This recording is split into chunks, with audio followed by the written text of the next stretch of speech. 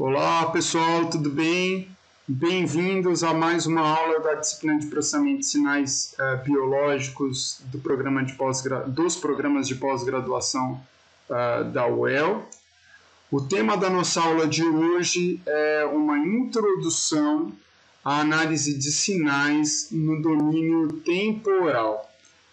Antes de iniciar a nossa aula, acho que vale a pena a gente resgatar um pouco a ideia do que é esse domínio temporal. Toda vez que a gente fala domínio na matemática, a gente está falando de um universo onde um determinado fenômeno acontece ou do universo em função do qual um determinado fenômeno acontece.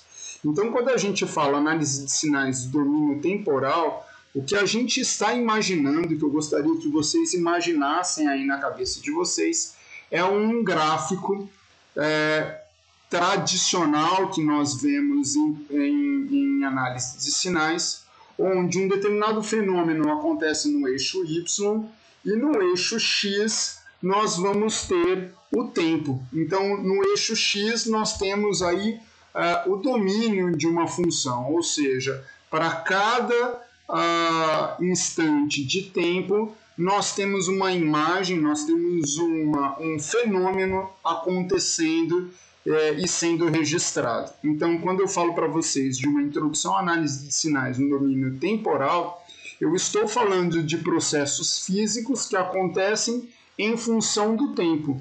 E como que eu devo olhar esses processos físicos que acontecem ao longo do tempo? E mais do que isso, quais são os cuidados que eu preciso ter nesse tipo de análise e até mesmo em algumas etapas que antecedem a coleta de sinais, caso eu deseja no futuro fazer uma análise no domínio temporal. Bom, na aula passada eu passei para vocês duas regrinhas que correspondem a uma conversão analógico-digital de sucesso. Então, imagina que tem um fenômeno acontecendo na natureza e eu quero captar esse fenômeno para ser analisado no meu computador. Então, eu vou transformar uma informação analógica que acontece ao longo do tempo na natureza e vou transformar essa informação numa informação digital que acontece em função de uma determinada quantidade de amostras. E para isso, para que essa conversão seja realizada com sucesso, a gente precisa cumprir duas regrinhas. A primeira regra foi o que eu falei para vocês na aula passada, que as características da amplitude do sinal devem atender às características do conversor analógico digital. E para isso, eu falei para vocês, eu utilizei duas frasezinhas que representam bem essa regra. A primeira frase era: não tente capturar um elefante, né, com uma rede de borboleta, ou seja, não tente capturar um fenômeno que é muito grande e que tem uma amplitude muito grande a ponto de que o seu instrumento ou o seu conversor analógico digital não seja capaz de capturar. E a segunda frase, que é o inverso, né? Não tente capturar uma borboleta com uma rede de elefante, porque a rede de elefante vai passar pela borboleta. Então, nesse caso, a gente tem um fenômeno muito pequeno sendo capturado por uma placa ali ou por um instrumento que tem uma sensibilidade muito grande, ou seja, aquele fenômeno é menor do que a própria resolução, ou seja, tudo que acontecer ali vai ser imperceptível para aquela magnitude destinada à placa ou ao conversor analógico digital. Então, são dois cuidados que a gente precisa ter a respeito da amplitude antes de coletar esses dados. E existe agora uma segunda regra, que é o que a gente deve conversar para fazer uma análise no domínio do tempo de sucesso, que é a seguinte: as características de frequência do sinal devem atender às características do conversor analógico digital. O que eu quero dizer com isso? E é o que eu vou explorar na aula de hoje. Que o fenômeno que acontece na natureza tem uma determinada frequência e na conversão analógico-digital eu preciso ter uma frequência de captura desse sinal correspondente, ou senão eu vou perder algumas informações relevantes do dado que eu estou coletando. Então, especialmente sobre essa segunda regra, né, as características de frequência do sinal devem atender às características do conversor analógico-digital. Para a gente entender isso, a gente precisa, antes de mais nada, entender o que é frequência de amostragem ou frequência de uma coleta, né? Então, como eu disse a vocês, existe um fenômeno que acontece na natureza e que a gente quer capturar esse fenômeno. Esse fenômeno pode ser qualquer fenômeno. Então, por exemplo, uma informação cinemática. A gente quer capturar os movimentos de uma pessoa correndo.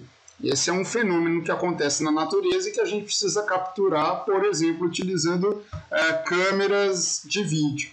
A gente pode capturar um evento como o sinal eletromiográfico, né? Ou seja, quando eu realizo uma contração muscular, essa contração muscular gera uma voltagem identificável. Essa voltagem ela acontece na natureza e eu preciso capturar essa informação. Tudo bem? E temos muitos outros exemplos: força de reação do solo, frequência cardíaca, sinal de eletroencefalograma, sinal de eletrocardiograma, né? São informações aí que estão presentes na natureza e que precisam ser, de alguma maneira, detectados pelos nossos sistemas e pelos nossos equipamentos.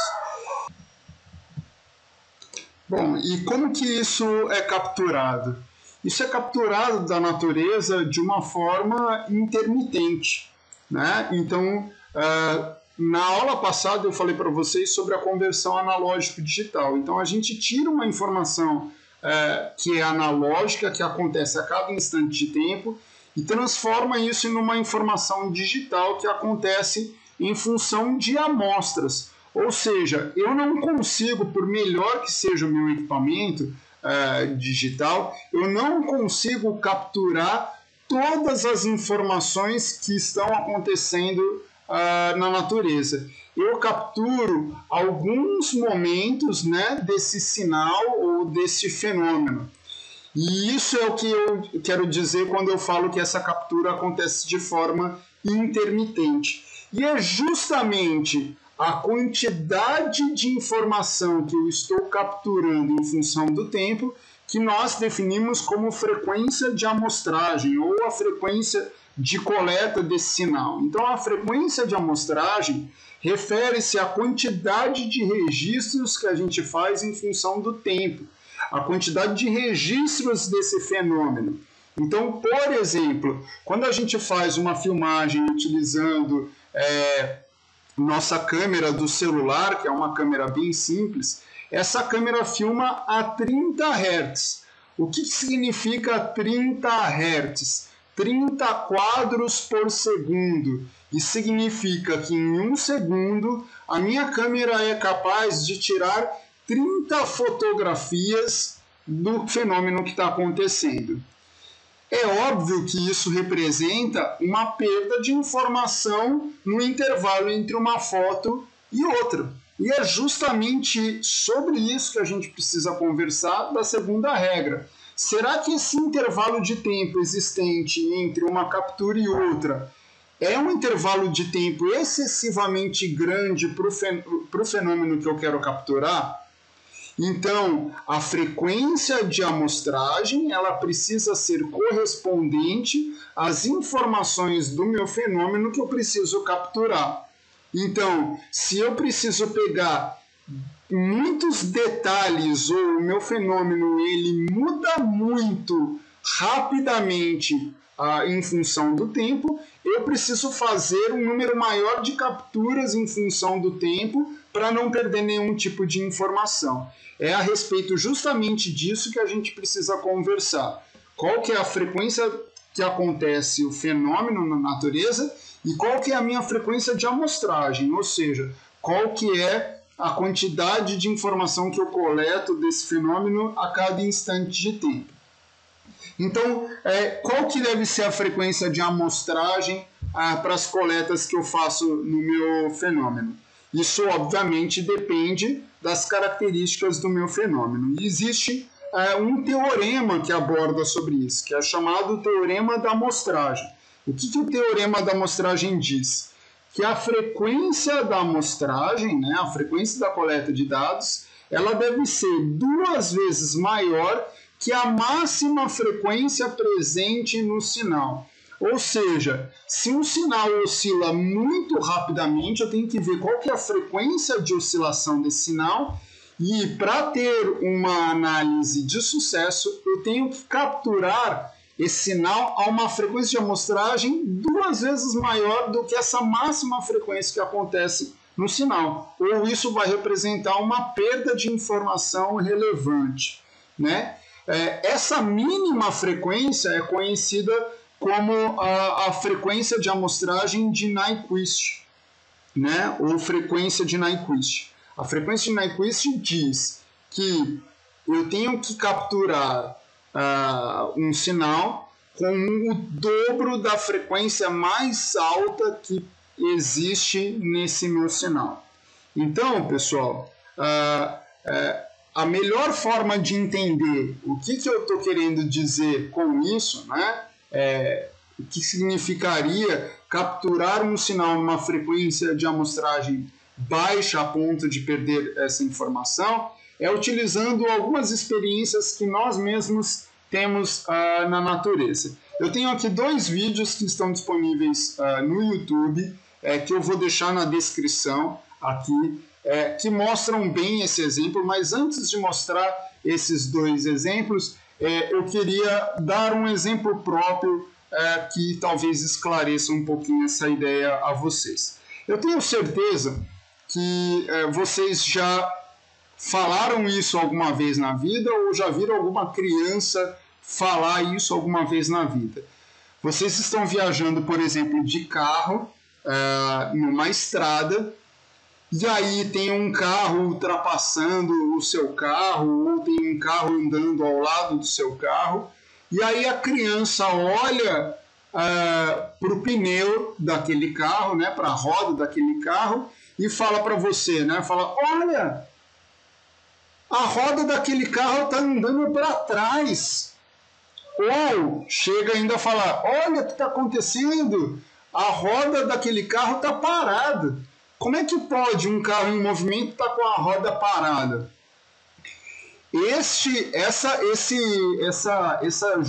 jogo de imagem que a gente tem, né, é um belo exemplo de um fenômeno que está acontecendo na natureza que é mal capturado pelos nossos olhos, que possui uma frequência de amostragem específica.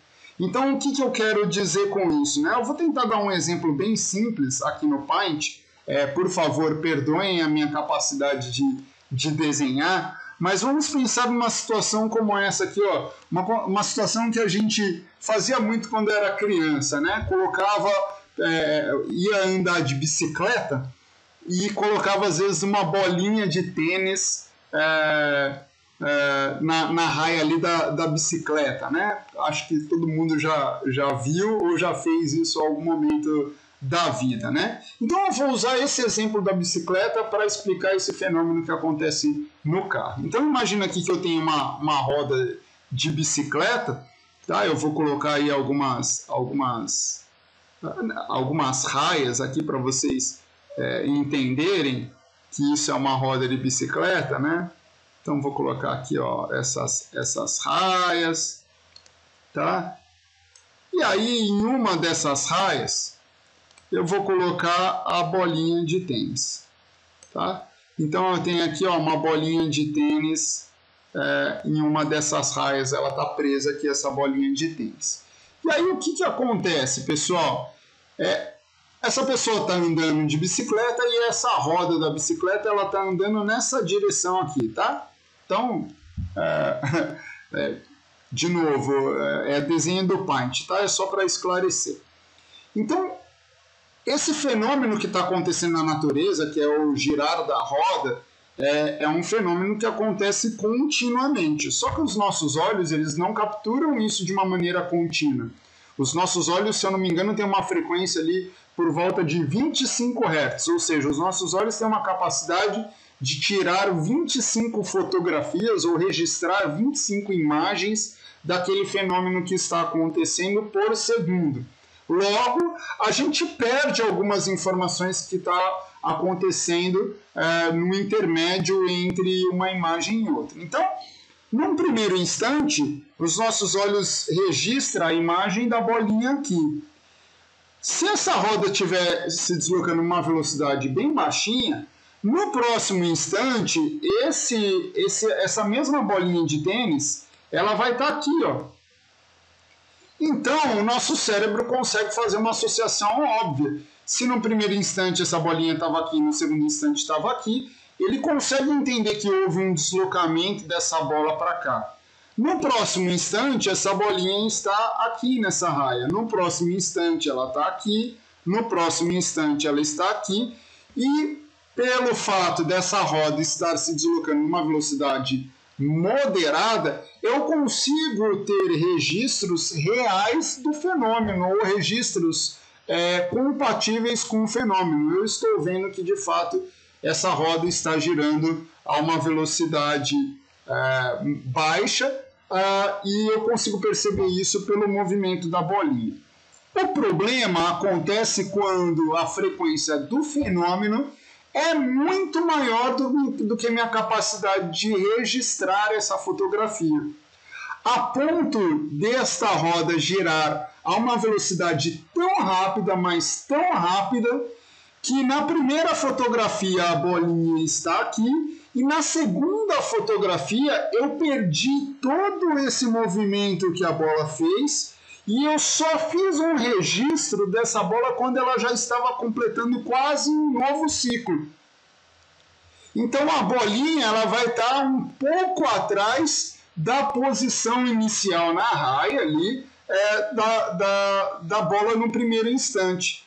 E aí na próxima foto, de novo, a bolinha já andou um tantão, eu não consigo ver, porque é muito rápido esse movimento acontecer, e o próximo registro acontece com a bolinha aqui. Ela gira de novo, o próximo registro acontece com a bola aqui. Acontece um novo giro, o próximo registro acontece com a bola aqui. Ou seja, mesmo eu sabendo que a bicicleta está se deslocando naquela direção, eu tenho a sensação de que a roda está girando no sentido contrário. Este é o melhor exemplo de como eu, capturando um sinal na frequência de amostragem incompatível com o fenômeno, significa que eu estou perdendo informação. E existem algumas situações até que dá a sensação de que essa roda está parada. Por quê? Porque a frequência com que esse giro acontece é exatamente igual ou múltiplos da frequência da minha captura de sinal. Ou seja, essa bola gira numa velocidade tão rápida que na próxima fotografia ela está no mesmo local. Então, tem-se a sensação de que essa roda não está girando, ela está parada. Erros de captura de um fenômeno que acontece numa frequência mais rápida do que minha capacidade de registro. Né? Eu falei para vocês que tem 2 vídeos no YouTube que representam bem isso. Né? Eu vou mostrar para vocês esses vídeos. Aliás, eu vou deixar o link desses vídeos para vocês aqui embaixo. Né? Mas eu vou tentar mostrar aqui também na nossa aula e explicando com vocês isso. Tá? Então, o que nós temos aqui num primeiro vídeo do YouTube? Então, é o que ele chama aqui de efeito estroboscópico, que é o que a gente vê na balada, né? Quando a gente está lá dançando na festa, né, que não tem mais por conta das pandemias, e aí vem uma luz e bate uma luz intermitente no ambiente numa velocidade mais baixa do que o fenômeno que está acontecendo. Isso dá a sensação de que os movimentos acontecem de uma forma mais lenta. Então, o que ele está mostrando aqui? Um fenômeno acontecendo, sendo registrado por uma câmera, mas uma luz que acontece numa determinada frequência que não nos permite ver o intervalo de tempo entre um giro e outro. Então dá a sensação de que essa roda não está girando. Vocês estão vendo aí uma faixa azul, uma faixa verde, uma faixa amarela, né? De um fenômeno que está acontecendo numa velocidade muito mais rápida do que está sendo demonstrado. E isso representa claramente um erro de captura desse sinal. O outro exemplo é um exemplo mais legal ainda, né? Que é esse aqui. Olha só que experimento interessante. Deixa eu passar por essa propaganda. Olha só que experimento interessante. Eles colocaram uma mangueira de água próxima a uma caixa de som, e essa caixa de som ela emitia uma vibração, um som a uma dada frequência. E eles capturavam o movimento que a água fazia, né, da mangueira correndo, né, saindo da mangueira. E aí eles fazem a associação entre o que acontece quando a frequência da batida é muito diferente da frequência de captura desse sinal pela câmera. Olha que demais. Então, aqui, ó, o primeiro experimento, né? Deixa eu mostrar aqui. Opa! Acho que abriu. Oh, meu Deus, abriu uma nova propaganda aqui. Me desculpem. Então, qual que é o primeiro experimento, né? Ele vai mostrar aqui algumas informações. Então, eles vão colocar uma batida de uma frequência de 24 Hz, né? Para que essa batida saia no som e gere aí uma transformação na água. Então, o que acontece? O que vocês estão vendo aqui? Olha que demais.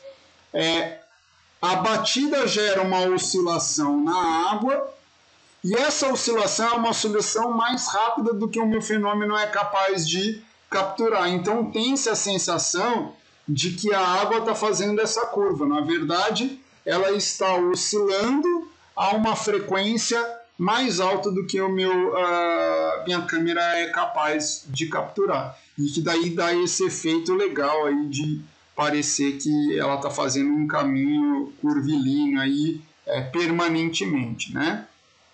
E aí ele vai mexendo com essas frequências. Então, quando ele coloca uma pequena defasagem, a gente consegue ver esse fenômeno acontecendo de uma maneira muito mais lenta do que de fato ele acontece. Esse vídeo não está em câmera lenta, pessoal.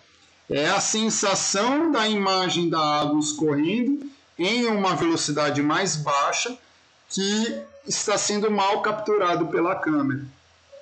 E aí, mais interessante do que isso, é quando ele faz um novo reajuste nessa frequência, que vocês vão ver, ó, é uma frequência mais baixa, que faz ter a percepção contrária, que foi o exemplo que eu dei da bola girando. Parece que a água está voltando para a mangueira, o que não é verdade. É simplesmente um erro de captura, ou seja, a captura é mais lenta do que o fenômeno que está acontecendo. Então, pessoal, isso pode ser muito bonito aqui na imagem que vocês estão vendo, mas é um baita de um erro se a gente estiver tratando de análise de sinais ou de processamento de sinais biológicos e estiver falando de captura de sinais biológicos. Então, é um cuidado muito grande que a gente precisa ter. Então, o que acontece de fato é isso aqui que eu estou mostrando para vocês, né? Então, se eu tiver um fenômeno que é um fenômeno relativamente lento, ou seja, acontece numa frequência muito baixa, que é essa aqui que vocês estão vendo, ou seja, ó, a oscilação desse sinal é lenta, né? Ela demora para acontecer, é uma parábola muito lenta. Eu posso fazer registros espaçados desse fenômeno, ó, então cada tracinho desse é uma captura desse sinal, que com essa informação, essa informação, essa informação, essa informação e essa informação, eu tenho uma boa ideia do fenômeno que está acontecendo, que é um fenômeno parabólico. Agora imagine um sinal como esse que vocês estão vendo aqui, que é um sinal que acontece numa frequência muito rápida, e que eu capturo eventualmente alguns fenômenos desse sinal. Então, essa flutuação está acontecendo, eu vou lá e pego essa informação, pego essa informação, pego essa informação, pego essa. Ou seja, no final das contas, eu vou capturar um sinal que vai falar para mim que ele é parabólico, quando na verdade ele não é parabólico, ele ocorre numa frequência muito mais alta do que essa. Então a gente precisa evitar esse tipo de problema. E como que a gente evita esse tipo de problema? A gente evita esse tipo de problema conhecendo muito bem as propriedades do nosso fenômeno. Então, por exemplo, como eu estudo biomecânica, eu sei que na locomoção humana as frequências mais altas estão por volta de 10 Hz. Então, por exemplo, nas medidas de posição dos segmentos ou deslocamento de um corpo no espaço, as frequências mais altas estão por volta de 10 Hz, no caso da marcha e tudo mais. Para fazer uma coleta de dados que garanta a quantidade de informações suficiente, a gente captura esse sinal numa frequência muito mais alta, uma frequência de amostragem muito mais alta. Então, normalmente de 5 até 10 vezes mais, né? Então, só para exemplificar para vocês, aqui eu estou trazendo uma ideia do que aconteceria se a gente capturasse um sinal numa frequência mais baixa do que o fenômeno acontece. Então, aqui esse é um estudo de um dos maiores biomecânicos da nossa área, que é o professor Joseph Hamill, e ele fez uma captura da força de reação do solo, né, a uma frequência bem alta, e ele mostra qual que é o valor pico, por exemplo, nesse primeiro contato com o solo, que é de 1.345 newtons. E aí ele mostra, pessoal, o que aconteceria com esse resultado se eu capturasse o mesmo sinal numa frequência muito mais baixa. Eu teria um pico menor. Por quê? Porque provavelmente o pico que de fato acontece na natureza aconteceu num intervalo de tempo que não foi capturado pela plataforma de força. Então aqui é um belo de um exemplo de como trabalhar numa frequência de amostragem muito baixa para um fenômeno que tem uma frequência muito alta pode prejudicar a sua interpretação de dados. Nesse caso, você pode fazer uma afirmação de um valor abaixo do que o que de fato ele representa. E aí, obviamente, se você tem um equipamento que o máximo dele tem uma frequência de amostragem muito baixa, aí você pode até buscar outras alternativas para tentar melhorar esse sinal, né? Nesse artigo em si, o professor Joseph Hamill ele faz uma proposta de interpolação desses dados, de ajustes desses dados, para amenizar essa coleta que eventualmente acontece numa frequência mais baixa por uma limitação do instrumento, mas obviamente o ideal é não fazer esses ajustes, é capturar de uma maneira adequada esse sinal sempre que possível.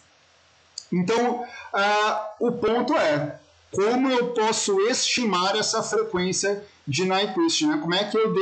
Como é que eu sei qual que é a frequência que garantidamente vai capturar informações suficientes do meu sinal? Bom, a primeira etapa é conhecer muito bem o seu fenômeno. Eu preciso obrigatoriamente saber quais são as características do meu fenômeno. Se o meu fenômeno acontece numa frequência ou numa oscilação extremamente alta ou extremamente baixa ou moderada. Muitas vezes a gente não sabe. E aí a melhor forma de resolver isso é coletar inicialmente esses dados numa frequência muito acima da frequência estimada do sinal. Então, por exemplo, eu tenho uma ideia de que esse fenômeno acontece numa oscilação de 10 Hz. Eu capturo a 1000 Hz. E aí, a partir dessa captura de 1000 Hz, a gente faz o que nós chamamos de análise espectral, para ver a força, a concentração dessa força do sinal em função da frequência, no domínio da frequência. É a próxima aula. As próximas aulas a gente vai falar de análise de sinais no domínio da frequência.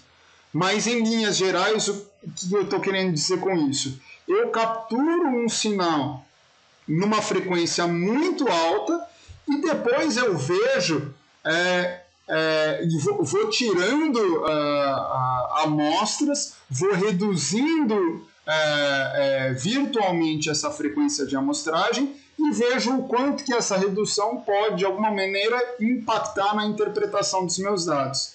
E aí eu tenho uma ideia da frequência que eu posso fazer uma boa captura sem perder muitas informações. Mas eu tenho certeza que nesse momento você deve estar se perguntando, mas professor, se você tem um instrumento que filma ou que registra esse sinal a 1000 Hz, a 10.000 Hz, por que você não captura esse sinal na frequência mais alta? É uma boa pergunta. A resposta é a seguinte: primeiro, quanto mais informação você capturar, mais dados você vai ter para processar. E muitas vezes isso representa mais tempo de tratamento desses dados. Então, vou dar um exemplo. No nosso caso, a gente faz análise de jogo de futebol. A gente bota lá câmeras de vídeo nos estádios e a gente quer analisar lá os deslocamentos dos jogadores em campo. Essas câmeras que a gente coloca no estádio funcionam a 30 Hz, ou seja, 30 quadros por segundo. No final de 90 minutos de uma partida, a gente vai ter 160.000 registros da posição de cada jogador em função do tempo. Isso é muita coisa. Imaginem se por algum motivo eu pego lá minha câmera, eu sei que minha câmera filma a 1000 Hz. Isso representaria um volume de milhões e milhões de dados para serem analisados. Além do arquivo de vídeo ficar gigantesco, eu vou ter que fazer vários registros da posição desses jogadores em função do tempo. Isso representa um volume maior de trabalho.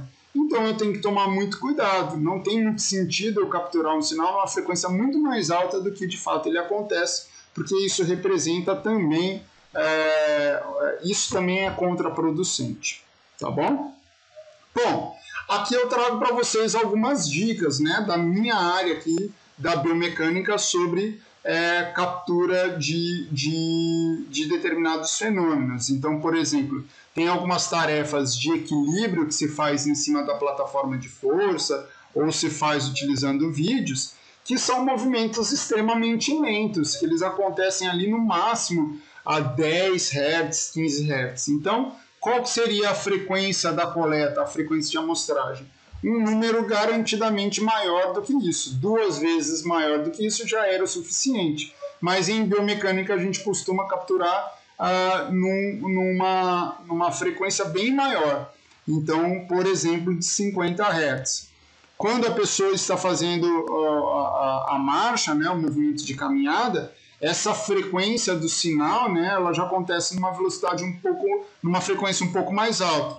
Isso implica em fazer capturas um pouco mais altas em suas frequências de amostragem, quando eu estiver trabalhando com vídeo, por exemplo, de 50 até 100 Hz, e na plataforma de força essa frequência precisa ser bem mais alta, porque embora o movimento seja lento, alguns fenômenos são realmente rápidos, como por exemplo o contato com o solo, né, do calcanhar com o solo, e que acontece numa frequência alta, e se eu botar lá a plataforma de força numa frequência muito baixa, eu perco algumas informações, como eu mostrei para vocês no slide anterior da curva de força de reação do solo. Quanto mais veloz for o movimento, maior tem que ser a minha frequência de amostragem para eu não perder informações que acontecem entre um instante de tempo e outro. Né? Movimentos esportivos, por exemplo, como arremesso de dardo e tudo mais, eles exigem aí frequências de amostragem, frequências na nossa coleta de dados ainda mais altas. Então, arremesso de dardo, o chute no futebol, lançamento, né, o arremesso no handball, o saque no tênis, enfim, são movimentos muito rápidos, e quanto mais rápido for esse fenômeno, maior tem que ser a minha frequência de aquisição. E também temos a eletromiografia, né? Por que todo mundo diz que a eletromiografia deve ter uma frequência de amostragem no mínimo de 1000 Hz? Porque nós sabemos que a frequência do sinal eletromiográfico, da voltagem gerada pelo músculo, acontece no máximo a 500 Hz. Ou seja, o teorema de amostragem fala que tem que ser o dobro disso, 2 vezes 500 Hz, 1000 Hz. Então, não é à toa que a maioria dos eletromiógrafos funcionam a pelo menos 1000 Hz. Alguns funcionam a uma frequência maior do que isso, a 2000, 3000 Hz. Mas pelo menos 1000 Hz. Abaixo disso, pode representar, sim, uma perda de informação relevante. E aí, pessoal, caso vocês tenham um equipamento que possua restrições a respeito da frequência de aquisição, aí o ideal é buscar outras alternativas, como, por exemplo, alguns ajustes de curva, algumas interpolações, que tentam se aproximar ao máximo dessa informação perdida, né? Além da frequência de aquisição, às vezes a gente perde o sinal mesmo, né? Por alguns intervalos de tempo. Então, às vezes a gente tem que buscar estratégias para interpolar, preencher esse dado perdido o mais próximo possível do meu fenômeno. Isso também vai ser tema das próximas aulas, mas eu trago aqui novamente esse estudo do professor Joseph Hamel, que ele mostra que se capturar uma frequência mais baixa, caso você tenha uma plataforma de força mais simples, é possível com alguns ajustes, e no caso aqui ele chama esse teorema de amostragem de Shannon, ele mostra como é possível chegar em valores próximos ao que de fato deveria ter sido encontrado, fazendo alguns ajustes matemáticos nessa curva, né? Então, essa é uma das saídas caso eventualmente tenha algum tipo de problema nesse sentido da captura. Então, vou deixar também esse artigo à disposição de vocês no material de apoio, né? Quem estiver acompanhando essa aula apenas pelo vídeo, essa é a referência, né, do estudo no Journal of Applied Biomechanics, em 1997, quando a gente ainda tinha restrição de equipamentos, né, de frequência de amostragem de equipamentos. Talvez atualmente esse não seja um problema tão grande, porque a tecnologia avançou muito e a qualidade da captura do sinal também.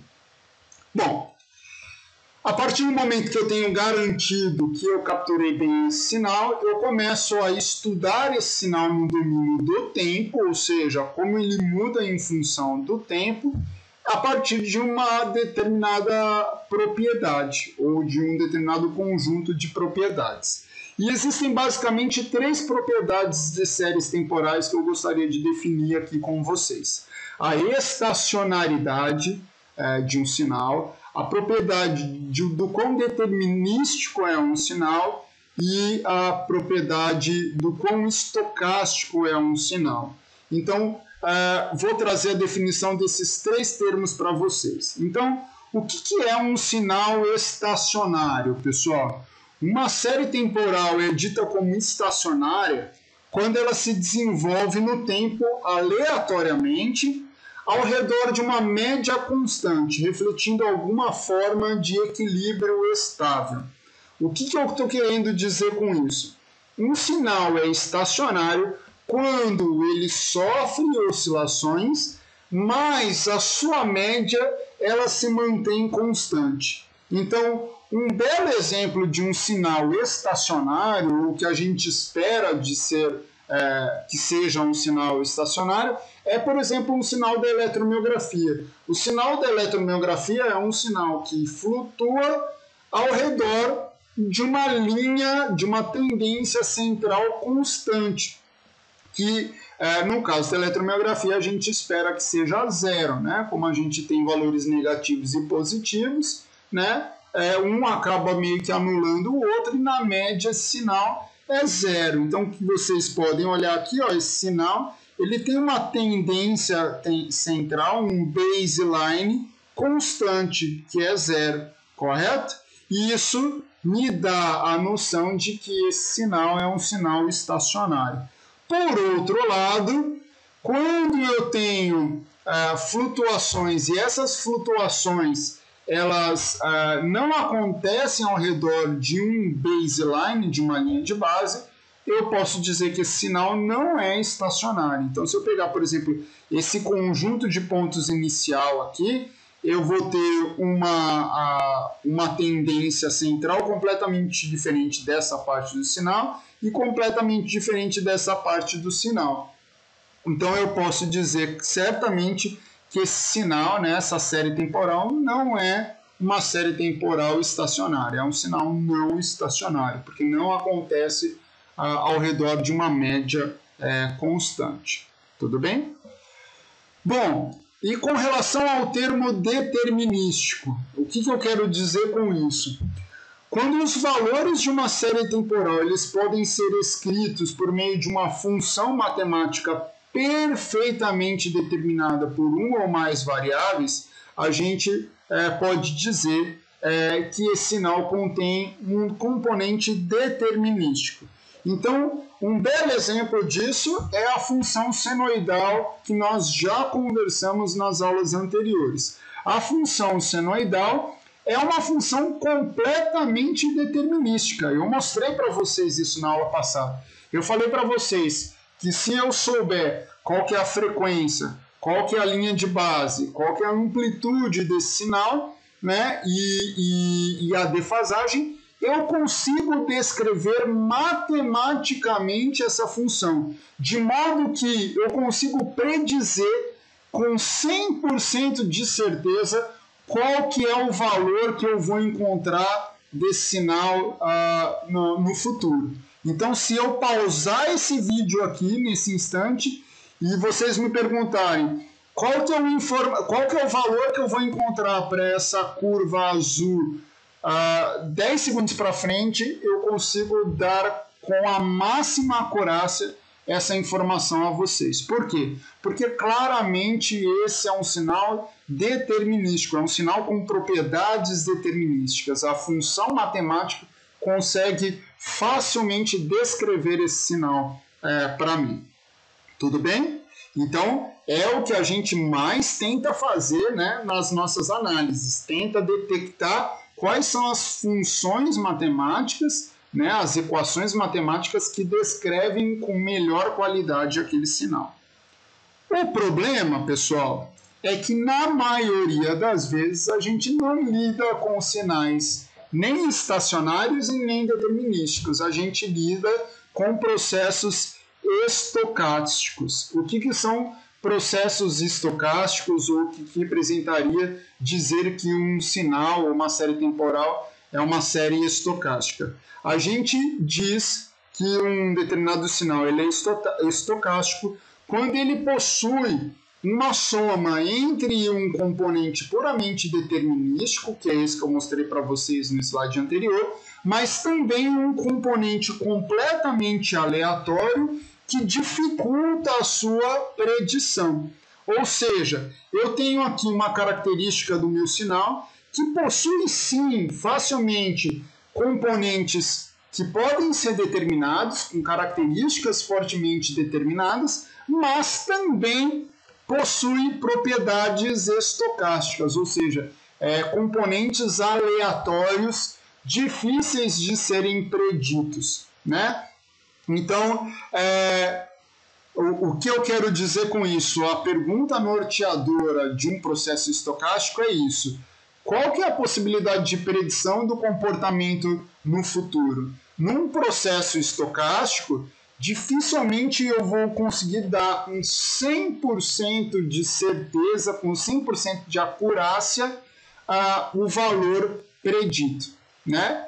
Provavelmente eu consigo chegar muito próximo disso se eu conhecer muito bem as propriedades determinísticas desse sinal e tentar tirar ao máximo componentes aleatórios, caso esses componentes aleatórios façam parte de algum ruído que está poluindo aquele meu sinal. Mas num processo estocástico, a ideia é que eu não tenho 100% de confiança ou 100% de certeza na predição desse meu comportamento futuro. Então, por exemplo, quando eu mostro esse sinal aqui para vocês, esse é um sinal real, eu pergunto para vocês, esse é um sinal estocástico, né? Ou é um sinal determinístico? Eu acho que a gente certamente pode dizer que esse sinal é um sinal estocástico. Por quê? Porque embora eu tenha aqui um comportamento determinístico que é relativamente simples de ser determinado por uma ou mais funções matemáticas, existe um componente aleatório aqui que eu não tenho condições de predizer com 100% de certeza o que vai acontecer no futuro. Então, por exemplo, quando eu estava nesse ponto aqui, eu não conseguia necessariamente predizer que essa curva faria que esse sinal faria uma curva. Então isso representa aí talvez um componente aleatório que me faz acreditar que essa série temporal é uma série com propriedades estocásticas, é um sinal estocástico. O ponto é que, ainda que tenha componentes aleatórios, existe muito forte um componente determinístico aqui. E se eu conseguir utilizar esse componente determinístico para predizer o mais próximo possível, ou muito próximo do meu fenômeno real, o fato desse sinal ser um sinal com propriedades estocásticas, isso não vai ser um grande problema para quem vai tratar esse sinal. E aí, como é que a gente lida com algumas propriedades desse sinal, né? Uma dessas formas de lidar com algumas dessas propriedades de sinais que eu falei para vocês, que é a estacionaridade, o quão determinístico e o quão estocástico é esse sinal, pode ser feito por meio dos softwares de programação computacional. Então, existe, por exemplo, uma função que eu já mostrei para vocês, que é a função de detrending. O que representa o detrending? Detrending representa retirar, ou a necessidade de retirada de algum componente normalmente não estacionário para as possíveis análises. Então, quando a gente faz o detrend de um sinal, a gente tenta tirar uma tendência de não estacionalidade desse sinal. Então, exemplo, o que vocês estão vendo esse sinal aqui em azul. É um sinal que parece que ele tem uma flutuação real, mas ele também tem uma tendência de mudar ao longo do tempo. Ou seja, aqui claramente ele não é um sinal estacionário. Isso às vezes acontece por algum probleminha na nossa captura do sinal, né? Alguma interferência que nossa coleta de dados tem, e muitas vezes é inerente do próprio sinal coletado. Então, uma das formas de se corrigir essa falta de estacionalidade do sinal é fazer o que nós chamamos de detrend, é tirar essa tendência apresentada pelo sinal. Então, existe essa tendência, né, de ir aumentando de maneira sistemática esses valores, e ele também está num baseline acima do esperado. Então, quando eu dou um detrend desse sinal, eu trago esse sinal para a média zero, olha lá, então é uma média constante, e retiro essa tendência de aumento sistemático dos nossos valores. Bom, como que eu faço isso no Octave? Existe uma função chamada detrend no Octave, que faz a remoção da tendência do sinal, ainda que tenha ali o NaN, que são os not a numbers, no sinal. Se eu tiver perdas aí do meu sinal, ainda assim o detrend consegue ser feito. Então, por que esse detrend é muitas vezes importante? Porque muitas vezes, em processamento de sinais, a gente faz medidas de tendência central e de variabilidade que são fortemente influenciadas pela falta de estacionalidade no meu sinal. Então, se eu quero, por exemplo, ter uma ideia de amplitude do meu sinal, eu tenho que ter uma noção de que se esse sinal não for estacionário, a falta de estacionalidade pode dar uma falsa sensação de que a amplitude desse sinal é maior ou menor por conta dessa falta de estacionalidade, porque a medida de tendência central ela leva em consideração o ponto ao redor do qual esse sinal flutua, não é?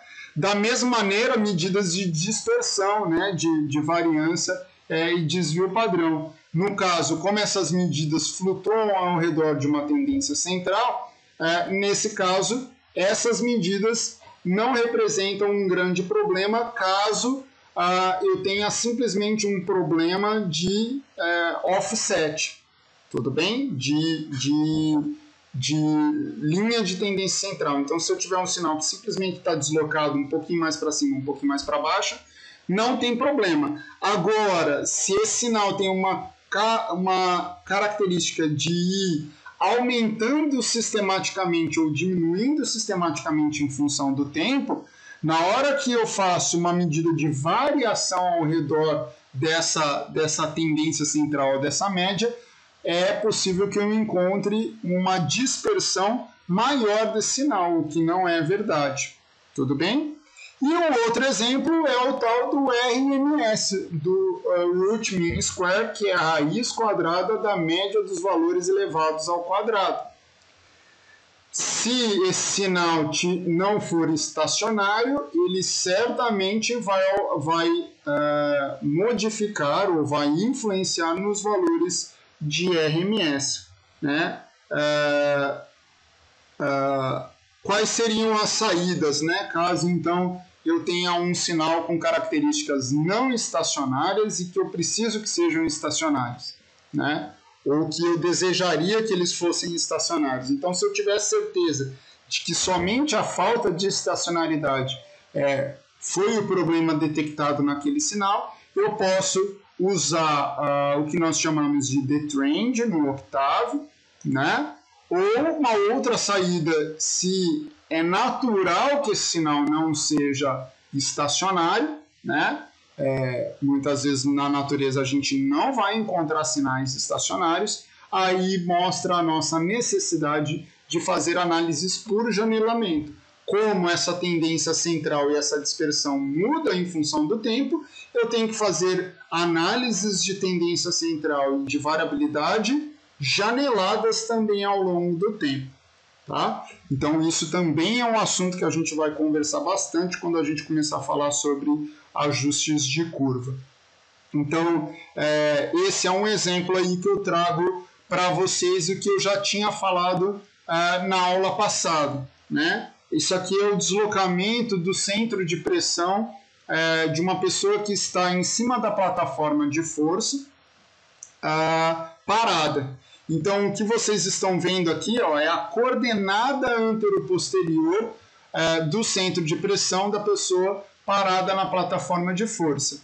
Essa coordenada, vocês concordam comigo que ela é fortemente influenciada pela posição que a pessoa se encontra na plataforma.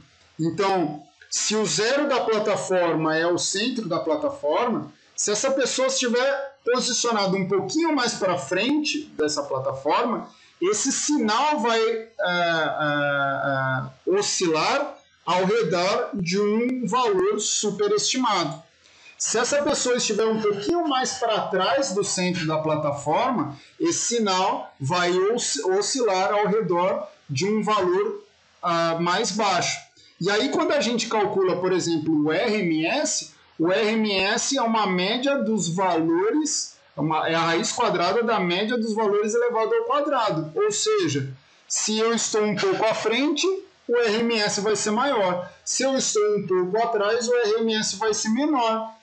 Mas eu não quero que a oscilação corporal da pessoa, que representa a avaliação de postura, seja influenciada pela posição inicial. Eu quero que as medidas de amplitude sejam independentes dessa tendência da pessoa ficar um pouco mais à frente ou um pouco mais atrás na plataforma de força. Então, o que eu preciso fazer necessariamente nesse caso é uma remoção dessa falta de estacionariedade, ou pelo menos um ajuste na tendência central desse sinal.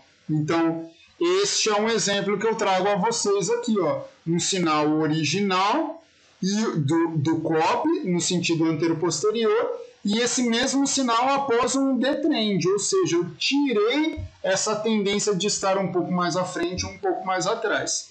Se vocês calcularem o RMS desse sinal aqui, você vai encontrar um resultado muito maior do que o RMS desse sinal aqui.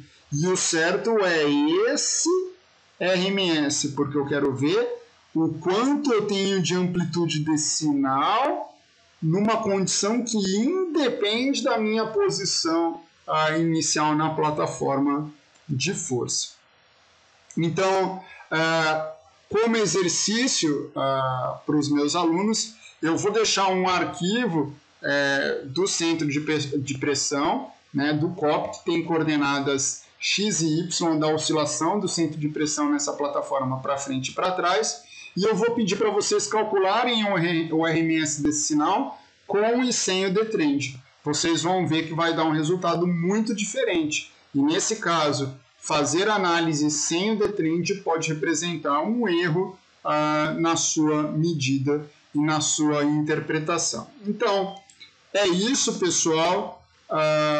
Espero que vocês tenham entendido a ideia geral dessa introdução de temática de análise de sinais no domínio temporal, e a tendência é que nas próximas aulas a gente se aprofunde em cada uma daquelas propriedades que nós discutimos aí no finalzinho, as propriedades do quão determinístico é um sinal e como lidar com processos estocásticos.